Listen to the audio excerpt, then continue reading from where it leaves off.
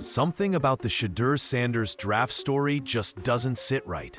Here's a quarterback who shredded defenses at Colorado, putting up over 4,000 passing yards, completing nearly 70% of his throws, and tossing 37 touchdowns in a single season. By any standard, that's the resume of a first-round pick. And yet, when draft day came around, team after team passed on him. Not once, not twice, but 143 times before his name was finally called. On the surface, it looked like a simple draft slide, the kind of thing that happens when scouts nitpick every detail of a player's profile. But the whispers started immediately. This wasn't a normal draft fall. This was something bigger. Rumors began swirling that NFL executives were making phone calls behind the scenes, with Commissioner Roger Goodell himself allegedly stepping in to prevent a complete public relations disaster. Because if Shedeur Sanders, with all his talent and marketability, went undrafted entirely, the backlash would have been impossible to contain. Still, the damage was already done. A quarterback many believed should have been taken in the top 10 had plummeted all the way to the 5th round. Fans were left stunned. Analysts called it one of the strangest draft moments in years, and online speculation only grew louder. Was Sanders being punished for something we didn't know about? Were teams conspiring to keep him off the field? Or was this a calculated effort to humble a young star whose confidence rubbed old-school owners the wrong way? Because make no mistake, Shedeur Sanders wasn't just another draft prospect. He was a lightning rod, a player with a famous father, a massive fan base, and the charisma to change the conversation around the NFL's future. And what happened on draft night might not just be a story about football. It could be a window into one of the league's darkest, most carefully hidden secrets. Draft night is supposed to be a celebration, the moment when years of work finally pay off. For Shedeur Sanders, it started out like that. His college resume was undeniable. More than 4,000 passing yards, a completion rate over 70%, and nearly 40 touchdowns in a single season. Those numbers alone had analysts predicting a late first-round pick, maybe early second at worst. The stage seemed set for a star to be born. But as the hours ticked by, something strange happened. Quarterback after quarterback came off the board, and Sanders' name never appeared. Some of the players taken ahead of him had pedestrian numbers, far less experience, and none of the star power. Yet teams kept passing. 32 picks went by, then another round, then another, and still nothing. By the time the 5th round rolled around, disbelief had turned into outrage. Fans flooded social media with messages demanding answers. How is Shedeur still available? What are these teams thinking? ESPN panels ran segment after segment, calling it the slide of the night. Finally, at pick 144, the Cleveland Browns ended the freefall. But the damage was done. Instead of walking across the stage as a celebrated top pick, Sanders' draft story was framed as a collapse, one of the biggest draft day surprises in recent memory. And that's where the rumors really began to take off, because draft slides happen, but not usually like this. Not to a quarterback with this level of production, this level of visibility, and this much money already tied to his name. Something didn't add up. But as shocking as the draft itself was, the real story wouldn't emerge until whispers started leaking about what happened behind the scenes. Whispers that pointed straight to the NFL's front office. What happened next pushed the story from strange to downright suspicious. Reports began circulating that the NFL itself wasn't just watching Sanders' draft slide. They were stepping in. According to multiple insiders, Commissioner Roger Goodell personally reached out to Cleveland Browns ownership as the 5th round dragged on. The message? Letting Shedeur Sanders go completely undrafted would be a public relations nightmare the league couldn't afford. Think about that for a second. The commissioner of the NFL, the most powerful man in football, allegedly picking up the phone during the draft and pressuring a team to take a player. That doesn't happen for just anyone. It suggested that the league knew something bigger was at stake, that Sanders slipping entirely through the cracks could ignite a firestorm far beyond sports talk shows. And when you look at the timing, it's hard not to notice the pattern. Moments after that supposed call, the Browns used pick 144 to select Sanders. Some fans saw it as proof that Goodell had forced their hand, turning the draft into a carefully managed narrative instead of a merit-based process. Others argued it was coincidence, that the Browns simply saw value in the 5th round and pulled the trigger. But if it really was coincidence, then why were so many teams avoiding Sanders in the first place? Think about that for a second. The commissioner of the NFL, the most powerful man in football, allegedly picking up the phone during the draft and pressuring a team to take a player. That doesn't happen for just anyone.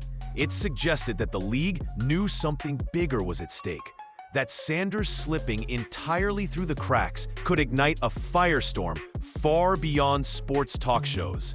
And when you look at the timing, it's hard not to notice the pattern. Moments after that supposed call, the Browns used pick 144 to select Sanders. Some fans saw it as proof that Goodell had forced their hand, turning the draft into a carefully managed narrative instead of a merit-based process. Others argued it was coincidence, that the Browns simply saw value in the 5th round and pulled the trigger. But if it really was coincidence, then why were so many teams avoiding Sanders in the first place? Scouts had him graded far higher. Analysts were baffled. Even opposing coaches admitted he was a nightmare to prepare for. Yet franchise after franchise looked the other way. This wasn't just a curious draft fall. It looked like a coordinated freeze-out.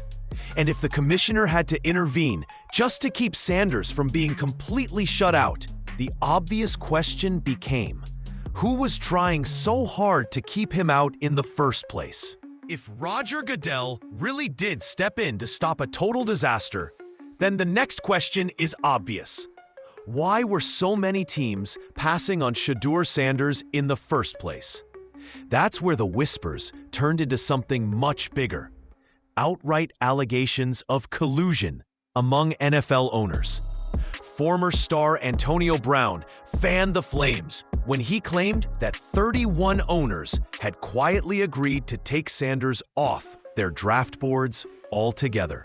He called it a blacklist, a behind-the-scenes pact designed to humble a young quarterback whose confidence, swagger, and famous last name threatened the old guard. Wild accusation? Maybe, but it didn't stop there. Boomer Esiason, a former MVP and now a respected broadcaster, went on air and said he'd heard the same thing from people inside the league. Not just scouts, but executives. Insiders who suggested there was a concerted effort to let Sanders tumble, and that's when the narrative shifted. This wasn't just about talent evaluation anymore. It was about power, politics, and control. Fans quickly pointed out the contradictions. How could teams ignore Sanders' production, his accuracy, his ability to extend plays, while using mid-round picks on quarterbacks who had barely sniffed his level of performance? The numbers didn't add up. The optics looked terrible, and the rumors of collusion only got louder. To many, it felt like Sanders was being punished, not for what he did on the field, but for who he was off it. His larger-than-life persona, his outspoken nature, and the fact that he came from football royalty made him a lightning rod. And if the collusion claims were even half true, it meant the NFL wasn't just evaluating players. It was actively deciding who was allowed to succeed. But the controversy didn't stop at the draft board. It bled into something even more explosive, the ugly conversation about race in the NFL. The deeper this story went, the harder it became to ignore an uncomfortable truth. Shedeur Sanders' draft slide wasn't happening in a vacuum. For many fans and analysts, it looked like the latest example of the NFL's long, complicated history with black quarterbacks. The comparison started almost immediately. People pointed back to Colin Kaepernick, who was essentially frozen out of the league after taking a public stand. Different circumstances, yes, but the pattern was hauntingly familiar. A talented quarterback, outspoken, unafraid to carry himself with confidence, suddenly finds doors slamming shut for reasons that don't seem to match his performance on the field. Others brought up Eli Manning, who famously refused to play for the San Diego Chargers on draft day. Manning strong-armed his way to the New York Giants, and the league shrugged it off as competitive business. Yet when Deion Sanders, Shedeur's father, made comments about wanting his son in the right system, critics painted the Sanders family as entitled, spoiled, and out of touch. The double standard was glaring. It didn't help that Sanders' fall was followed almost immediately by a lawsuit, filed on behalf of a group of players. The case accused the NFL of systemic racial bias in its draft and scouting processes. And Sanders' name was front and center in the complaint. The timing only poured fuel on the fire, making his situation feel less like an isolated incident and more like evidence of a much deeper issue. To many, Sanders wasn't just another quarterback fighting for a chance. He was a symbol, proof that even in 2024, the NFL still wrestled with the question of whether all players were really judged by the same standard. And as explosive as that conversation was, the storm was only beginning. Because once Sanders landed in Cleveland, things got even messier. Landing with the Cleveland Browns should have been Shedeur Sanders' chance to prove everyone wrong. Instead, it became the backdrop for even more controversy. The Browns had just drafted another quarterback 2 rounds earlier, which immediately raised eyebrows. Why invest in 2 passers in the same draft unless there was another agenda at play? From the start of training camp, reports suggested Sanders wasn't being given a fair shake. First-team reps? Minimal. Opportunities to build chemistry with starting receivers? Practically non-existent. Instead, he was slotted behind the depth chart, running plays with backups and practice squads, while the team's earlier pick was given every chance to shine. And yet, even with limited opportunities, Sanders made noise. His preseason debut showcased the accuracy and poise that had defined his college career. Fans saw flashes of the star they'd expected, and social media buzzed with calls for him to get more snaps. But just as momentum seemed to swing his way, Sanders found himself on the sideline again. This time with an injury that many claimed was worsened by how recklessly he was being used in practice. That's when the word sabotage started surfacing. Some fans believed the Browns never wanted Sanders to succeed in the first place, that drafting him wasn't about building for the future, but about burying him. A way to quietly neutralize a player the league itself couldn't afford to leave undrafted. It sounds extreme, but in the world of NFL politics, nothing is too far-fetched. A team notorious for dysfunction, suddenly sitting on one of the most marketable rookies in football, refusing to showcase him. While rumors of collusion swirled around the league, the optics were brutal. And while Sanders was being sidelined on the field, off the field, he was becoming something else entirely, a marketing juggernaut. While the Browns seemed determined to keep Shedeur Sanders in the shadows, the rest of the world wasn't playing along. Off the field, Sanders became the NFL's most marketable rookie almost overnight. His endorsement deals piled up, making him the highest-earning rookie in league history. Merchandise with his name and number outsold nearly every other player's, including some established stars. For a 5th-round pick, that kind of spotlight was unheard of. It created a bizarre paradox. The Browns had a potential gold mine sitting on their roster, yet they acted like he didn't exist. No media showcases, no aggressive marketing campaigns, no push to capitalize on the fan frenzy. It was as if the organization wanted to downplay his stardom rather than embrace it. And then came the media clashes. One of the most talked about moments was Sanders' heated exchange with veteran reporter Tony Grossi. Grossi criticized Sanders for what he called arrogance, claiming the rookie hadn't earned his attitude. Sanders fired back, defending his confidence and pointing out that everything he'd accomplished had been earned on the field. The clip went viral, splitting fans and analysts. Was it immaturity, or was it a young star refusing to be disrespected? Either way, the incident only amplified the narrative. Sanders wasn't just a polarizing athlete, he was a cultural flashpoint. The NFL had on its hands a rookie who was simultaneously its most popular and its most controversial figure. And while the media feasted on the drama, the league faced the dilemma: embrace Sanders as the next face of the game, or continue trying to contain the storm around him. But the longer the league tried to control the story, the more it spiraled. Soon, the conspiracy theories weren't just whispers online.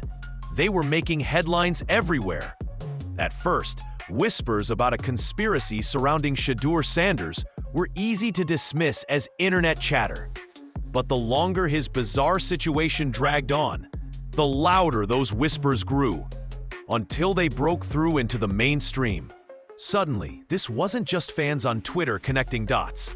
National sports shows, podcasts, and even political commentators started asking the same uncomfortable question: was Shedeur Sanders deliberately blackballed? High-profile analysts didn't hold back. Former players openly compared Sanders' treatment to Colin Kaepernick's exile, suggesting this could be Kaepernick 2.0, only this time hidden under the guise of draft value and development. Others said the collusion rumors echoed the NFL's long history of quiet deals between owners, from TV contracts to handling controversial players. The story snowballed when Antonio Brown doubled down on his claims of a secret owner pact, even hinting at leaked texts. While nothing concrete surfaced, just the possibility was enough to ignite endless debate. Talk radio lit up with callers convinced the fix was in. Social media hashtags like #blackballed by the NFL trended for days. Even mainstream journalists admitted that, at the very least, the optics around Sanders' situation were damning. And the pressure wasn't just coming from outside. Insiders reported growing tension within the league itself. As some executives worried the perception of collusion could spark investigations or lawsuits. Roger Goodell was forced to address the issue in a press conference, brushing off the allegations but failing to calm the storm. His vague answers only fueled more speculation that the league had something to hide. By this point, Sanders' story wasn't about one player slipping in the draft anymore. It had become a lightning rod for bigger issues: race, power, and the NFL's history of controlling narratives. Whether fans believed in the conspiracy or not, but one thing was clear: Shedeur Sanders had become the most talked about rookie in football, and his saga was nowhere near over. But even beyond the headlines, one mystery still lingered. Were the character concerns about Sanders real, or were they just a convenient cover for something much deeper? Shedeur Sanders' story became a paradox that nobody in the football world could ignore. On one hand, he was undeniably talented, a quarterback with rare vision, pinpoint accuracy, and athleticism that seemed almost too good to be true. Scouts called him a generational talent, someone who could single-handedly change the trajectory of a struggling franchise. On the other hand, the sudden barrage of character concerns, supposed internal warnings, and alleged attitude issues painted a completely different picture. Fans and analysts were left scratching their heads. How can a player with such exceptional skills simultaneously be labeled as risky by multiple teams? The narrative around Sanders seemed to shift depending on who was talking. Some praised his drive and work ethic, while others warned that he was difficult to manage. The paradox wasn't just in his abilities, it was in the perception. One day, he was a future MVP. The next, a controversial figure whose draft stock was mysteriously slipping. Adding to the complexity were the social media storm and mainstream coverage. Every highlight reel Sanders posted online was dissected for hints of arrogance or recklessness. Yet, the same clips were celebrated by fans who saw nothing but brilliance. Even within the league, executives debated whether the hype matched reality, or if the player's off-field image was overshadowing his on-field potential. The Sanders paradox became more than a sports story. It was a mirror reflecting the tension between talent, perception, and control. In a league obsessed with image and narrative, Sanders' situation raised uncomfortable questions about fairness, transparency, and the invisible forces shaping careers. Ultimately, the paradox highlighted a universal truth in professional sports. Talent alone is never enough.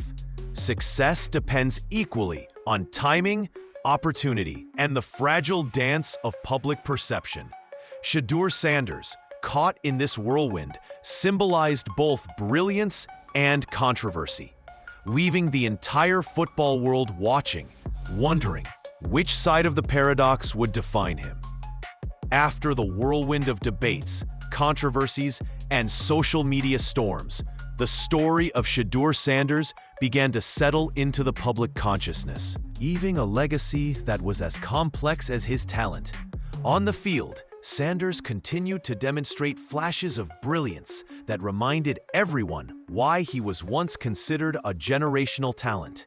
His ability to read defenses, deliver precise throws under pressure, and make game-changing decisions cemented his status as an elite quarterback. Yet off the field, the debates never fully disappeared.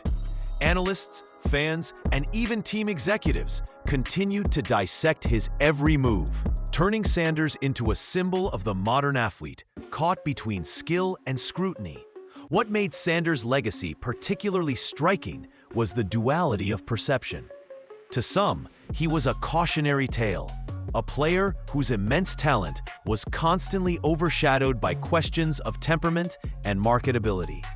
To others, he was an emblem of perseverance, someone who refused to let external narratives define his career. The paradox of admiration and skepticism became part of the football lexicon, a story frequently referenced when discussing the fragile balance between potential and public opinion. Furthermore, Sanders' journey had broader implications for the league itself. Teams began to reevaluate how they assessed talent, placing equal emphasis on character, media presence, and adaptability. Young athletes, watching from high school and college levels, saw firsthand how extraordinary skill could be celebrated and scrutinized simultaneously. His story also influenced fan culture, social media discussions, and even commentary on fairness within professional sports. Ultimately, Shedeur Sanders' legacy cannot be measured solely in touchdowns, wins, or statistics. It resides in the conversations he sparked, the debates he fueled, and the lessons he offered about talent, perception, and resilience. He reminded the football world that greatness is rarely straightforward. It is messy, complicated, and sometimes controversial, but always unforgettable. Sanders' paradox, both a challenge and a triumph, ensured that his name would remain a point of reference for years to come.